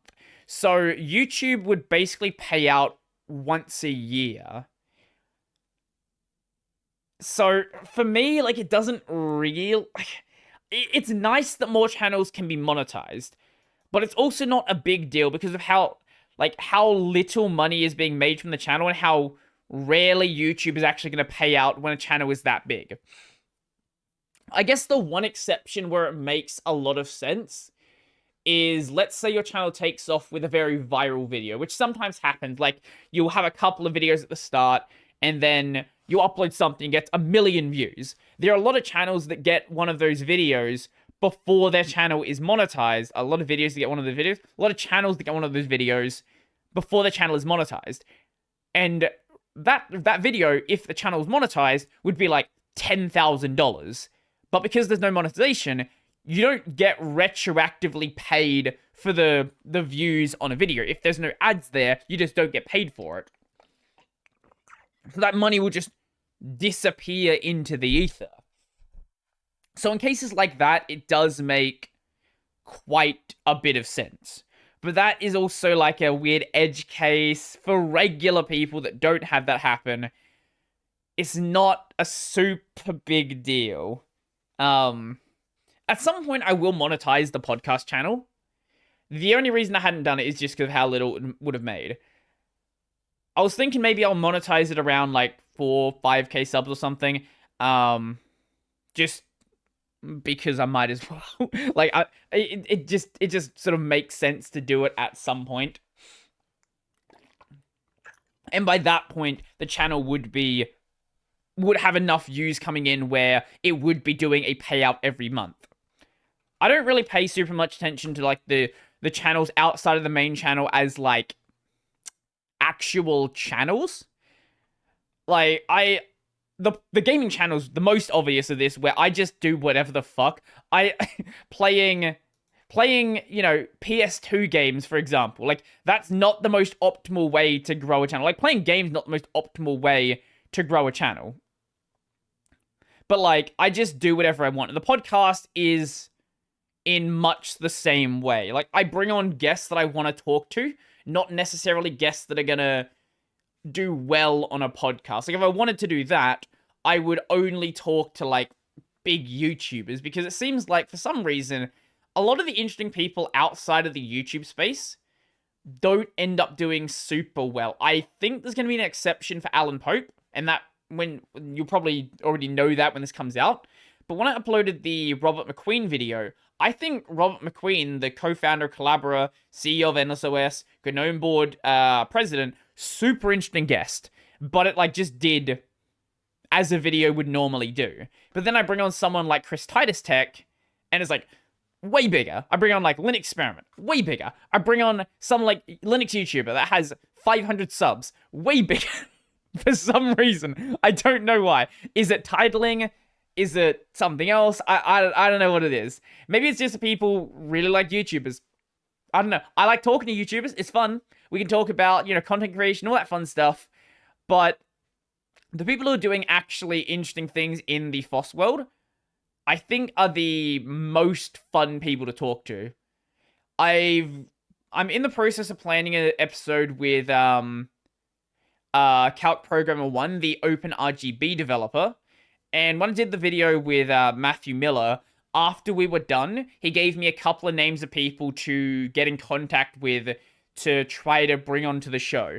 I don't know if any of those are going to happen, but the one with the Open RGB developer is absolutely happening. It's just a matter of working out the specific date and time it's being done. So it'll probably get recorded after FF16 week, because I'm taking that week off of recording the podcast just because I'm way ahead. Like, this is coming out in like 3 weeks, because I did 1 week where I had I did 2 weeks. I did 2 weeks where I did double episodes. So now I'm so many weeks ahead that it's just an absolute mess. And I might be doing another double week because in that Open RGB developer week, there's going to be another guest happening around the same time. So it'll be Open RGB developer and probably also Vashinator at the same time, another Linux YouTuber. So I'll probably end up taking the week off of... I'll probably take the week off during AvCon as well. AvCon... When is AvCon? AvCon 2023. I bought tickets ages ago. July 21st, 23rd. That's, AvCon is the, anime and video game convention in Adelaide. It happened once a year. Hasn't happened the past couple of years because of the Rona, but now it is back. So at AvCon, they actually have an indie games room, and I am very likely, assuming they didn't change anything, the indie games room is still there.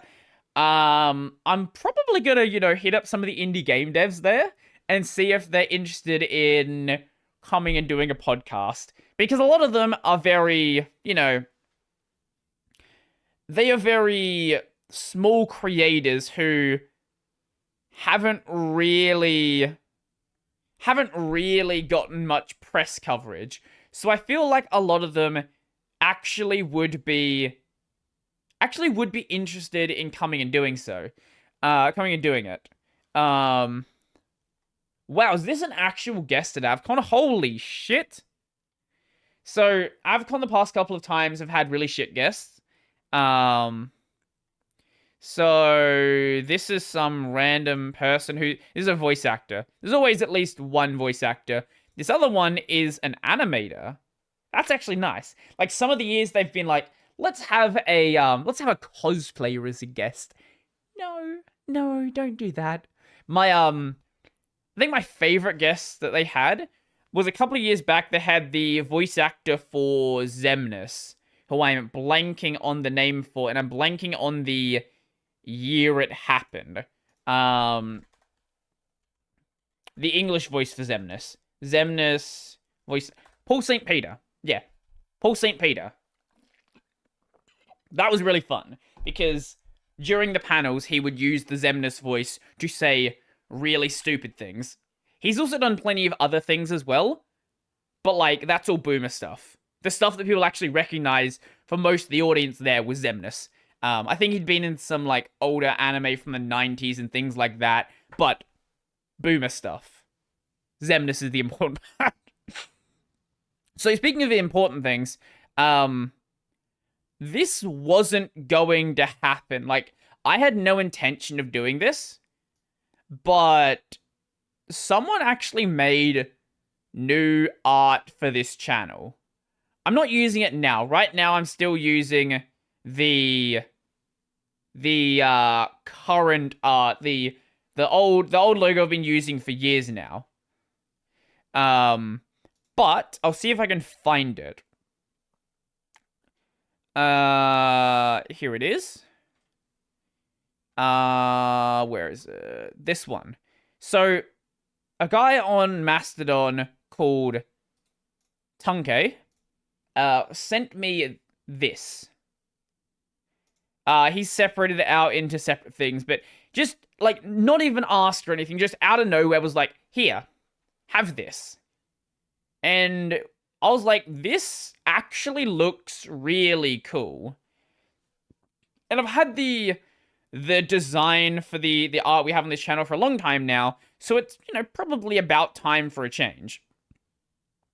And the only problem this had is it wasn't really set up for use as a YouTube banner. Because YouTube banners have, in case you don't know, YouTube banners actually have some requirements on how they're structured. Without showing the DMs, I'll show you the actual image.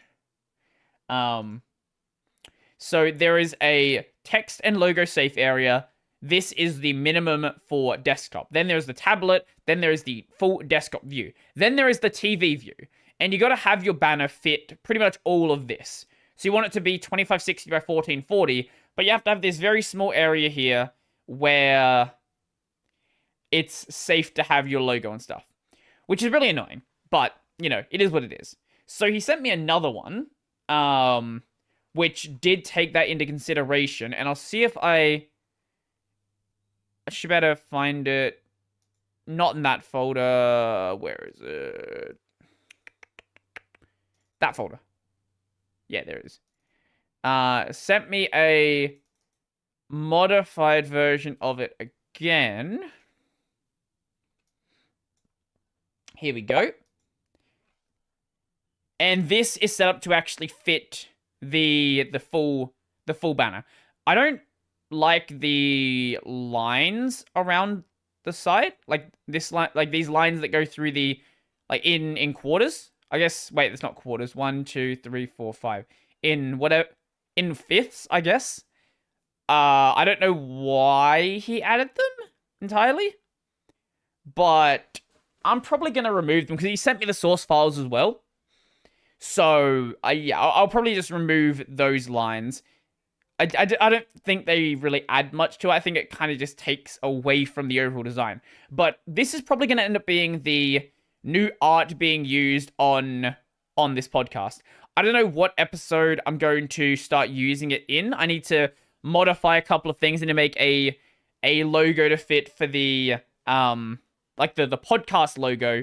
But it's going to be in this same sort of style. But honestly, I think this looks really cool. And it's nice to have a change. Oh, I also need to change the art on the actual podcast overlay itself. Because this is still using a design for the original art.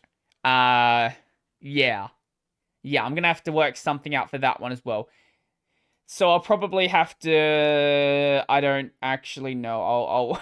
I'll work something out, that's for sure. I'll probably mess around with it this weekend if I don't get lazy, which I probably will, because that's what happens on the weekend. And, yeah. So if you have any thoughts on it, let me know. If you think it's terrible, let me know. I'm probably still going to use it. Even though some people don't like change, probably still going to use it. Okay, here's the problem though, right?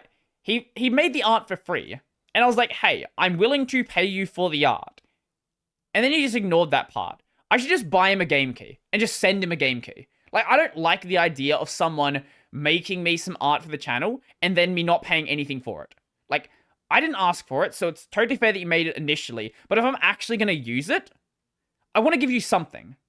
So, I'm going to send him a message, be like, yo, like, let me at least buy you a game. Tell me a game. I don't care what game it is. I'll buy you, like, I don't know. I'll buy you a $100 game if you want. I don't care. Just, I don't want to use this art for free. He's, like, licensed under Creative Commons something or other.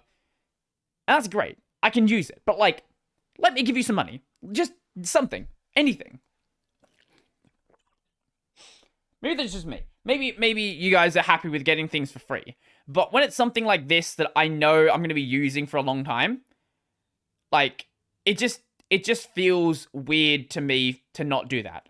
Like, even that early art, like, I got one of my mates to do it from uni, and I paid him to do the art, and I'm perfectly happy to have paid him for the art.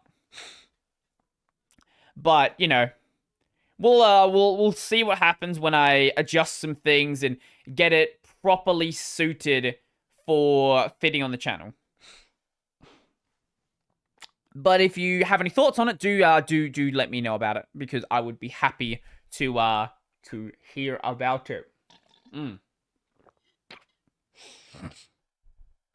What else do I have on here that I haven't talked about yet? I could talk about Dragon's Dogma. You know what? We're going to talk a little about Dragon's Dogma. So, that link did not go to where it's supposed to go. Oh my god. Okay. Here we go. I guess we'll skip ahead. So, recently there was all of, you know, a bunch of games announced, all that stuff. Capcom had their recent game showcase along with everybody else doing their own game showcases. During this, Dragon's Dogma 2 was shown. If you've not played Dragon's Dogma, please go play Dragon's Dogma. It's so good. I should go back and play it again. So the thing that was cool about Dragon's Dogma is you had this really neat party system. So you had your main character, and then you had what was known as a pawn. A pawn was basically a character that you made yourself. You could set it to be whatever class you wanted, give it whatever gear you wanted, and this would be someone who just follows you around, you know, helping you in your party. But you can also have two other party members. This is where it gets really cool. It's not regular characters you would see in like a normal RPG. It's pawns of other characters. So you would go into this like magical crystal thing, and then it gives you some bullshit lore reason for why they can join your game. But the important part is they join your game from other players' worlds. And they don't level with you. This is what also makes it cool. So you can't just grab a pawn that you're like, this is a really cool pawn. I'm just going to run this for the entire game. Because if you get it at level 5, it is level 5. So you have to get rid of that pawn and then bring another one in. So you're sort of constantly shifting in these new party members, trying out different strategies. Maybe you're going to bring a caster in, you're going to bring this archer in. Maybe you want to get rid of pawns that, you know, maybe you're going to fight an enemy that is really magic resistant. So you want to get rid of the magic pawns and bring some physical pawns in. This is all stuff that's really, really cool. I'm unsure where the story is going to go from here. We don't really know much about the story as is, but the world looks cool. Like, it just looks like more Dragon's Dogma. I don't even care that even if it's the exact same story. Like, it could be literally just the same story at a different time in history. Doesn't matter. All that matters is it's Dragon's Dogma. And the nice thing about the party members, this was one of the first games I played where I felt like the party members weren't morons. Like, you know, you play a game with AI party members and you're like, these characters feel useless. They feel like they're a waste of time. Like Skyrim, for example. Like, you have Lydia in your party and then she just runs off a cliff. Like, why? In Dragon's Dogma, the party members understand, like, what the enemies can do. So if you're fighting a Cyclops, for example, the enemies aren't, like, the party members you have, like, they understand what a Cyclops is. So they're like, hey, attack its eye, hit it with this kind of magic. Like, they give you hints that make sense for, like, they make sense lore-wise to understand the enemy's weaknesses, because these are, like, you know, these are warriors from some other area. So it's likely that they fought some of these enemies before, so it makes sense that they can give you hints on what they can, or what the enemies can do, without having to have some, like, contrived like magic reason. Like, you know, you have a spell like Libra in Final Fantasy, and it's just like, it tells you the enemy's stats, it tells you the enemy's weaknesses. Without having something like that, you have a perfectly sensible lore reason to explain to the player how to better fight these enemies. Also, one of the nice things about Dragon's Dogma is you can, like, climb onto big enemies.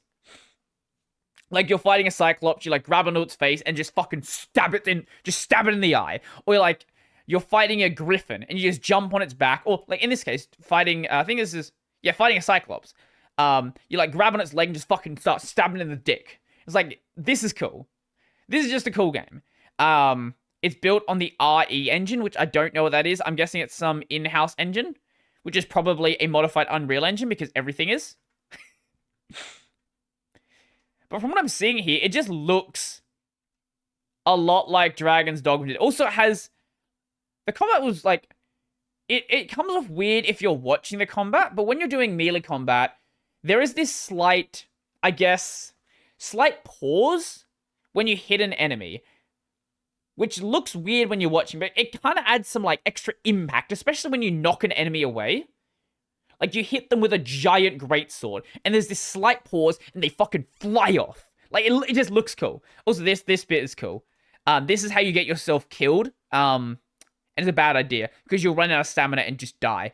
In this case, the character is attached to a griffin that is flying at enough height where if you fell off, you just die. So if your stamina runs out, you just die.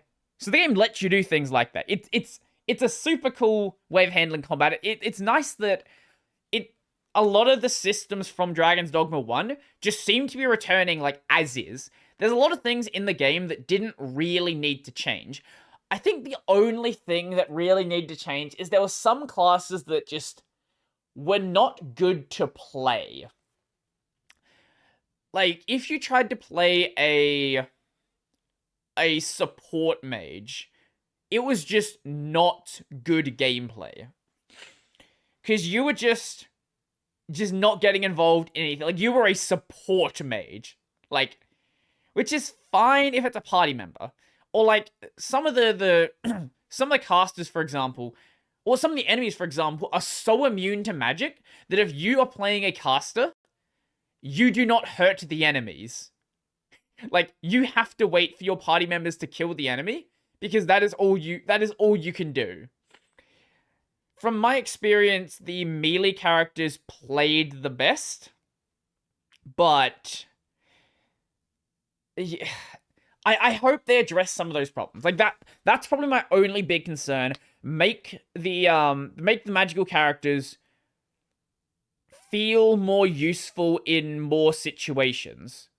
Because they are so cool. Like, being able to rain meteors from the sky, or summon a giant tornado, or, like, blasting the entire field with, like, an ice nova. Like, all of this stuff is so cool. But when you run into, like, big enemies that aren't even that, like, they're not even like a boss or something weird. It's just, like, an enemy out in the overworld, and it's pretty much immune to magic.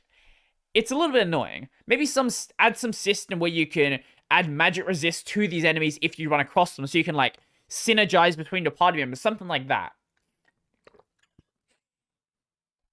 But, you know, or maybe I know you could also just change your class pretty much at will. Maybe make that even more convenient or something like that. I don't know what exactly they're going to do as the game comes out, but I want to go play Dragon's Dogma 1 again, because it's been a long time, and it's fun. It's just fun. And that's all that matters. It's just a pure, fun RPG. It's made by, like, it's one of those,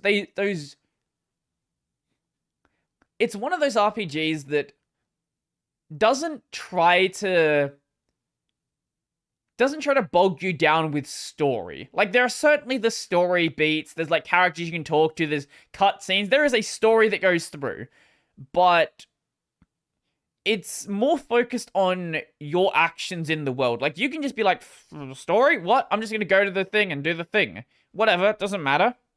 So, like, just focus on your adventure through the world.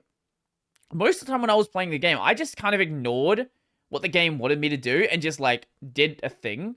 Like, from my experience, I don't remember there being a lot of hard walls in the world. You know, segments where you can't progress forward because you are not allowed through here, adventurer. You must go complete this quest. You could just go to areas that were way too difficult for you and just die. Or you could win. Because that's the nice thing. If it's one of those games where if you were a good player, you could win most encounters even if you really shouldn't have been there. Especially once you started getting some of the more powerful magic. Like being able to summon a fucking meteor or summon a tornado that just eliminates everything. But there were definitely the difficult encounters as well. Like, you know, you go fight a dragon the first time, you're like, oh shit, I'm dead now. Oh, that's good. I remember in Dragon's Dogma 1, the first time you see a dragon outside of the tutorial sort of, there's like a segment at the start of the game where you're like super powerful, you're at like the peak of your class, and then you lose everything. Like, you know, games like to do this to introduce the world. But when you go fight your first dragon after that, it's in this forest, and you don't realize it's there because it's like hiding between the trees. But then like, and you die. That's pretty much how it goes. Or you win because you notice it's there, and then you actually don't get lit on fire and have your entire health bar just vanish. Maybe I'll actually go and stream Dragon's Dogma. I don't remember it being a super long game. Maybe it was. I don't know.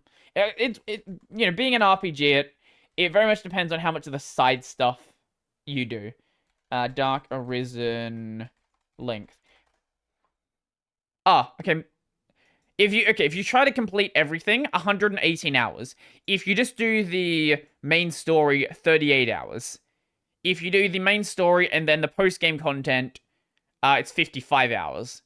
Okay, so it's not that long in the context of RPGs.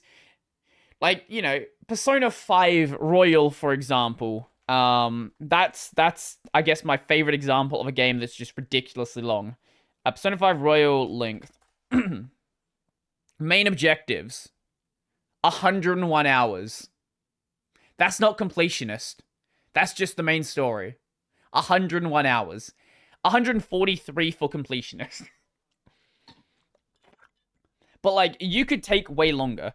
Like, especially if you just take all of the events really slowly and you enjoy the areas you're in. You go do some of the longer side content. Like, you go, rather than trying to, like, max out your stats, you try to, you know, go do a lot more of the combat, which typically lasts longer than doing the mini games that last for, like, a couple of minutes. Like, you could make the game just last a ridiculous amount of time. And then you could do New Game Plus and last, like, even longer.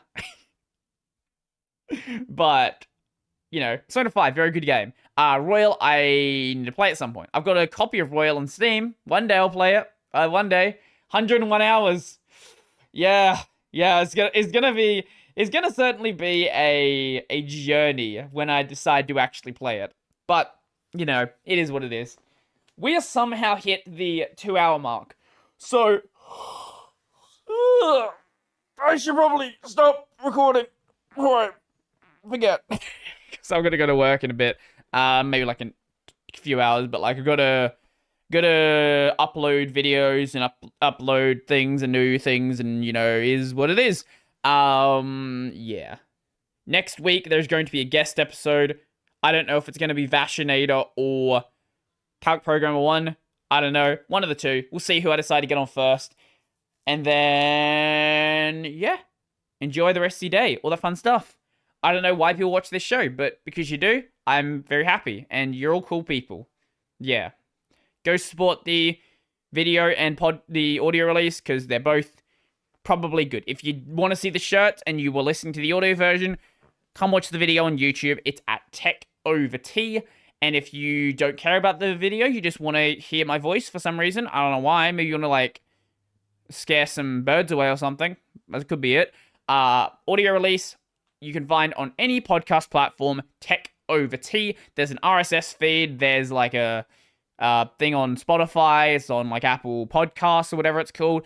You'll find it. Techivity. Stick in your favorite app, and you're good to go. So that is going to be it for me. Gaming channel. Right. I'm playing Final Fantasy 16 as this comes out. It's probably very good. I don't know. I've not played it yet. This is like a week before the game comes out. But judging by what everyone's saying, it's really cool. Probably game of the year. I don't know. Could be terrible. Could be all lying to me. Also finishing off Yakuza 0. Also, actually a very good game. Can confirm. Been playing it for a long time now. Main channel. I don't know what's coming out. Linux videos. Probably. Can't see any reason why it wouldn't be. And, yeah. I guess that's going to be it for me. I think that's the only thing I got to say. And, yeah. Peace out. Enjoy your day. And I'm out.